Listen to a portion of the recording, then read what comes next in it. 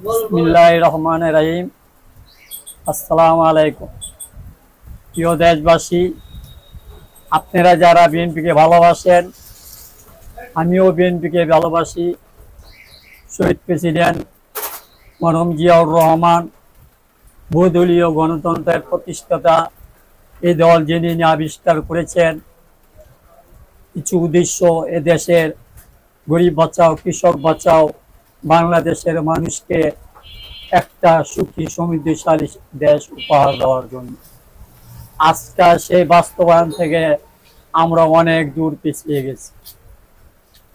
তার পরবর্তীতে শহীদ প্রেসিডেন্ট জিয়াউর রহমানের যিনি ছিলেন এককালে জননেত্রী, বাংলাদেশ জনদরদী, দেশের মাতা, আপসহীন সংগ্রাম, ধৈর্যশীল এক নেত্রী বিশ্বের খুব কমই আছে।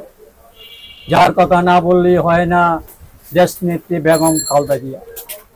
প্রতিটা গণতন্ত্রের স্বৈরাচার অভ্যুত্থানে যার অবদান বাংলাদেশে কেউ অস্বীকার করতে পারবে। সেই আপসহীন সংগ্রামী নেত্রী, জনপ্রিয় দেশ নেত্রী বেগম খালেদাকে জানাই আমার অন্তরে গভীর শ্রদ্ধাশীল। আমাদের প্রত্যেকটা পরিবারেই, আমি মোহাম্মদ আব্দুল কাদির, আমার পিতা মরহুম বেলায়েত হোসেন, আমার পিতা ছিলেন একজন পুঁথিপাঠক। বাসায় বাসায় গিয়ে যুদ্ধের নামে মানুষকে পুঁথি পড়ে বিভিন্নভাবে গল্প বলে তাদেরকে যুদ্ধে যাওয়ার জন্য আগ্রহ সৃষ্টি হয়েছে। আমার এক ফুফাতো ভাই বীর মুক্তিযোদ্ধা মোহাম্মদ সুরুজ্জামান, অল্প বয়সে তিনি যুদ্ধে অংশগ্রহণ করেছেন এবং বীর হিসাবে আবার যুদ্ধ করে ফিরে এসেছে। এই টোটালি পরিবারটাই আমাদের বিএনপি। এমন এলাকার ভিতরে এই বিএনপি করতে গিয়ে আমার সাথে যারা ছিলেন অনেক নির্যাতিত, অপমানিত, লাঞ্ছিত হয়েছে। এমনকি আমার বাসায় হামলা হয়েছে। তারেক রহমান বর্তমান ভারপ্রাপ্ত চেয়ারম্যান, যিনি লন্ডনে আছেন নির্বাসিত রাজনীতির কারণে 111-11 নির্যাতিত হয়ে এখন দেশে আসতে পারছেন না। উনি একটি কথা বলেছেন, সৎ ও যোগ্য নেতৃত্বকে বিএনপিতে স্থান দেওয়ার জন্য।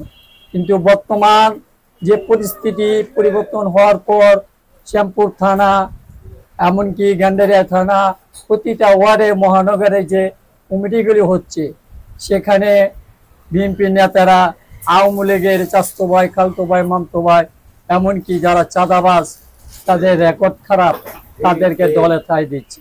যারা দলের অদূর ভবিষ্যতে নির্যাতিত হয়েছে, তাদের কোনো মূল্যায়ন করা হচ্ছে না। ধন্যবাদ সবাইকে। এই জিনিসটি আমি মহানগরের নেতা এবং নির্বাহী কমিটির সদস্য যারা আছেন তাদের সুদৃষ্টি আকর্ষণ করছি, আপনারা কমিটি দেওয়ার জন্য অন্তত এলাকায় একটু জরিপ চালান।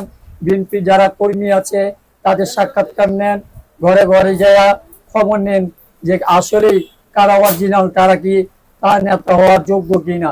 এইভাবে কমিটি করলে ভবিষ্যতে দলের জন্য ভালো হবে। সবাইকে ধন্যবাদ জানাই।